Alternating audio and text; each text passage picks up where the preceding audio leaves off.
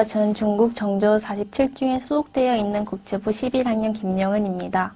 작년부터 확산된 코로나로 인하여 우리가 생활하는 모든 모습에는 변화가 생겼고 처음엔 너무나 불편했던 상황들에 익숙해져가고 있습니다. 저는 오늘 이 자리를 통해 코로나19로 제가 겪은 변화에 대해 이야기해 보려고 합니다. 우리가 기억하는 학교의 모습은 무엇일까요? 제가 기억하는 학교의 모습은 방 가득히 친구들이 모여 이야기를 나누는 모습입니다. 또한 마스크도 쓰지 않고 있고요. 매일 아침 일찍 일어나 준비하고 학교에 가는 것은 너무 힘들었지만 친구들과 노는 맛으로 견딜 수 있었던 것 같습니다. 하지만 지금 저희가 경험하고 있는 학교의 모습은 온라인을 통해 친구들을 만나고 격주로 학교에 가는 모습입니다. 저는 작년 2주의 방학을 보내기 위해 한국에 들어왔다가 1년이 넘도록 학교에 못 돌아가고 있습니다. 처음 코로나19가 확산되었을 때 뭐 길어봤자 한 달이겠지 하며 캐리어를 챙겼고 여름이 되도록 못 들어가니 내가 학교에 다니는 학생이 맞는가? 라는 자괴감에 빠졌습니다. 1년이 넘어가니 그냥 라는 한마디와 함께 현실 자학에 들어갔던 것 같습니다. 중국에 있었을 땐 타지에서 생활하는 것이 익숙해지지 않아 친구들과 장난반 진심반으로 한국에 가고 싶다, 한국에서 학교 다니고 싶다라는 말을 밥 먹듯이 하는 학생이었습니다. 하지만 장난으로 내뱉었던 말이 현실로 돌아오니까 정말 막막하더라고요. 얼마 남지 않은 입시는 어떻게 해야 하지? 친구들을 나를 잊지 않을까 등등 정말 많은 생각과 고민에 빠지게 되었습니다. 처음 몇 달, 아니 몇 주 동안은 온라인 수업이 마냥 신기하고 철없이 좋아만 했습니다. 시간대마다 친구들과 페이스톡으로 연락하는 것도 너무 재밌었고 거의 3, 4년 만에 한국에서 장기간 지낸다는 것과 한국의 학원의 힘을 빌릴 수 있다는 사실은 저를 매우 신나게 했습니다. 다만 이러한 행복은 길게 가지 않았다는 거죠. 값비싼 학비를 내면서 온라인으로 수업을 참여하고 싶지가 않았습니다. 그 중에는 정말 많은 이유가 있었는데 짧게 나열하자면 수업의 질이 떨어진다는 것과 수업의 태도가 풀어진다는 것, 이 두 가지 사실이 제가 학교에 온라인 수업을 참여하지 않겠다라고 말하게 된 가장 큰 이유입니다. 이를 계기로 약 2년 동안 끊임없이 준비해온 입시 방법에 대해서도 부모님과 많은 이야기를 나누게 되었습니다. 중국에서 유학하는 유학생들에게는 중국 명문대에 들어갈 수 있는 방법을 두 가지로 나눌 수 있습니다. 8학년 때 유학을 시작해 저는 2년이 넘는 기간 동안 첫 번째 학교 자체 시험을 보고 들어가는 방법으로 입시를 준비해 왔습니다. 하지만 한국에 장기간 있다 보니 두 번째 방식이 저에게 더 적합하다는 판단 하에 두 번째 시험 면제 방식으로 입시 방법을 바꾸게 되었습니다. 겁도 없이 아무 정보 없는 싸움터에 자신감 하나 가지고 들어갔습니다. 지금까지 조금만 하면 다 쉽게 해낼 수 있다라고 생각했던 것들이 차근차근 무너지기 시작한 것입니다. 처음으로 중국어 자격시험에서 낮은 점수를 받게 되었고 SAT를 공부하면서 영어를 두려워하게 되었습니다. 또한 매주 나오는 성적에 자신감 그리고 자존감이 바닥을 쳤습니다.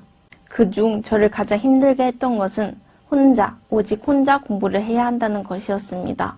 여기서 말하는 혼자란 같이 공부하는 친구와 힘들 때 서로 응원해 줄 수 있는 사람이 곁에 없다는 것을 의미합니다. 학교를 다닐 때 수업이 끝난 후 기숙사 친구들과 이야기를 하면서 힘도 많이 얻었었고 무거운 짐도 많이 덜어냈었습니다.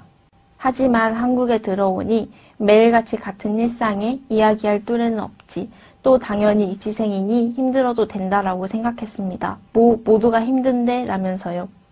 이런 시간이 한 달, 두 달 지나가니까 내가 지쳤다는 사실조차 인지하지 못했습니다. 또한 내가 지쳤다는 사실을 스스로 인정하고 싶지 않았습니다. 우울함 속에 장기간 갇혀있다 보니 내가 선택한 것들이 다 후회로 돌아왔습니다. 중국 유학을 선택했다는 것부터 입시 전형을 바꾼 사실까지요. 그 선택이 그땐 최선의 선택이었지 말인데요. 그냥 코로나19가 너무 원망스러웠습니다. 왜 하필 이 중요한 시기에라면서요. 이런 우울함과 화를 인정하고 극복하는 데까진 정말 많은 시간이 걸렸습니다. 단지 위기를 잘 이겨내는 11학년 김영은 그리고 막내딸이고 싶었기 때문이죠. 극복하는 데까지는 정말 많은 자기 합리화를 시켰습니다.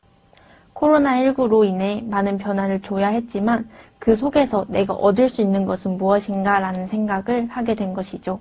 한국에 장기간 있으면서 생각지도 못한 칭화대를 준비할 수 있게 되었고, 내가 한 인간으로 성장할 수 있게 도와주시는 선생님을 만나게 되었다는 것, 또 한 번뿐인 학창 시절을 우리 가족들과 함께 보낼 수 있다는 이러한 장점들을 하나하나 찾기 시작했습니다.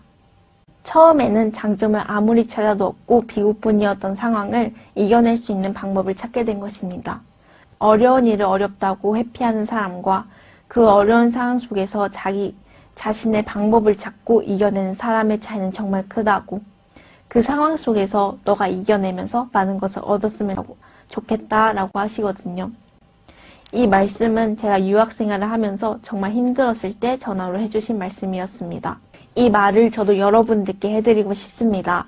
비록 너무 막막하고 해결 방법이 보이지 않고 내가 나약해지는 것이 느껴진다면 우선 힘껏 소리치고 내가 이겨낼 수 있는 방법을 찾았으면 좋겠습니다.